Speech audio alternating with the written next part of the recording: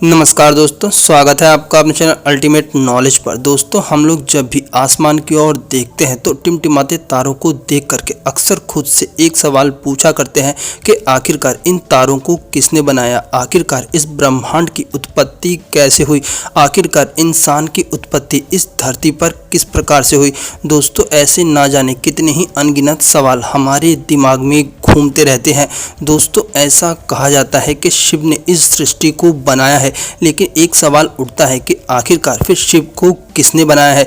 दोस्तों, दुनिया के अन्य धर्मों की बात ना करते हुए अगर हम लोग सनातन धर्म की बात करें तो हमें हमारे सभी सवालों के जवाब हमारे ग्रंथों में देखने को मिलते हैं।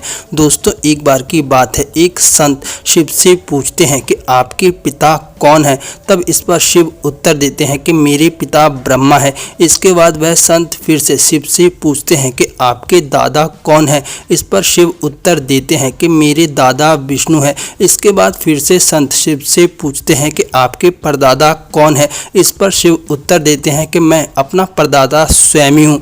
दोस्तों, अगर इस कहानी को एक सृष्टि से देखा जाए तो हमें इसमें एक चक्र सा बनते हुए दिखाई देता है।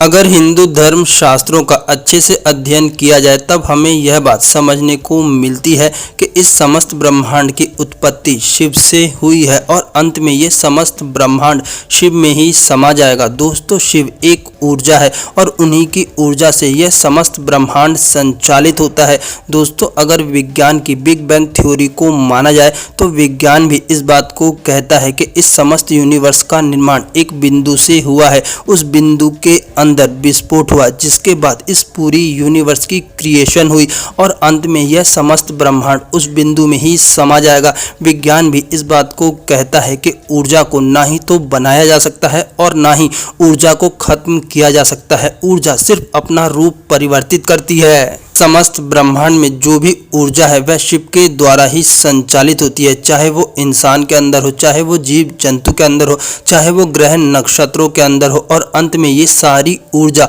शिव में ही विलीन हो जाएगी। विज्ञान भी इसी बात को कहता है कि जिस प्रकार से इस सृष्टि का आरंभ हुआ है ठीक इसी प्रकार से इस सृष्टि का अंत भी हो जाएगा।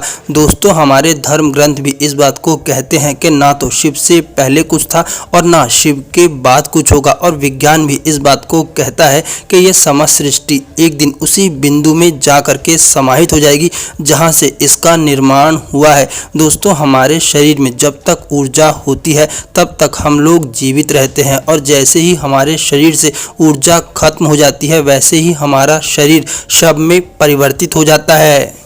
हिंदू धर्म ग्रंथों में लिखी गई एक एक बात अपने आप में वैज्ञानिक दृष्टि से पूरी तरह से सत्य है, जिसके कारण से दुनिया के बड़े बड़े वैज्ञानिक हिंदू धर्म ग्रंथों का अध्ययन करते हैं। दोस्तों, चाहे वो नर हो या नारी हो, चाहे वो पेड़ पौधे हो या फिर जीव जंतु हो या फिर ग्रह नक्षत्र हो या फिर आकाश गंगाएं हो, इनके अंदर जो भी ऊर्जा है वह शिव की ही ऊर्जा है। इसी कारण से शिव एक ऊर्जा है जो कि इस समस्त ब्रह्मांड को संचालित करते हैं। शिव आपके अंदर भी है और शिव इस समस्त सृष्टि में मौजूद है, और अंत में ये सारी ऊर्जा एक दिन शिव में ही समाहित हो जाएगी।